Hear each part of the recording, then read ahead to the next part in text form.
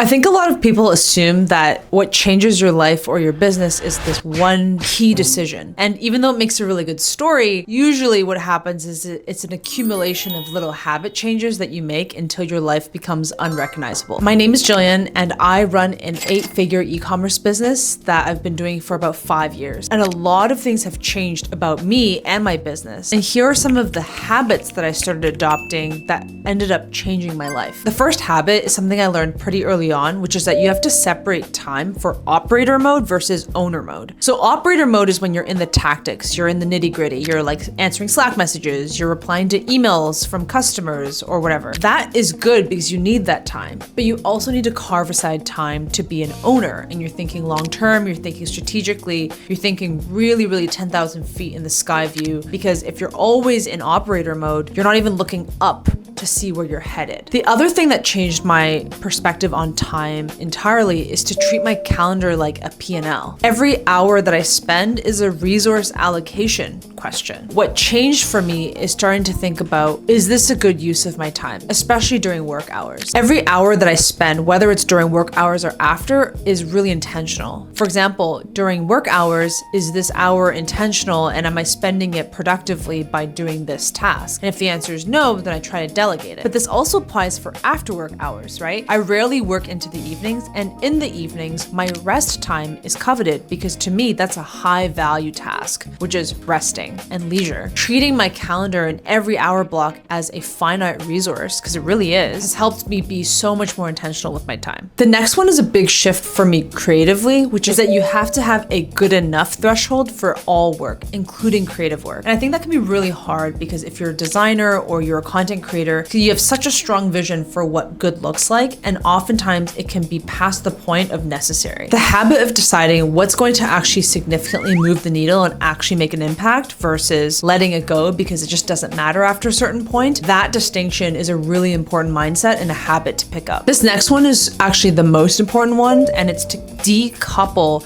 your identity from the business's performance. And I went through this recently, actually. We had a profitability issue for a couple months in between where we were making a lot of investments, and it made me feel like I had a lot of imposter syndrome as the owner. I felt like more of a fraud because my business was so big, but we weren't as profitable as I wanted it to be, and I had to remind myself to decouple who I am as a person and from the business, because I am not a business, I am a person. Separating that line between my identity was a really important habit that I am still working on. None of these are groundbreaking on their own, but together they can really change the way you operate day to day. Thanks for watching, and follow for more reflection and growth as a founder.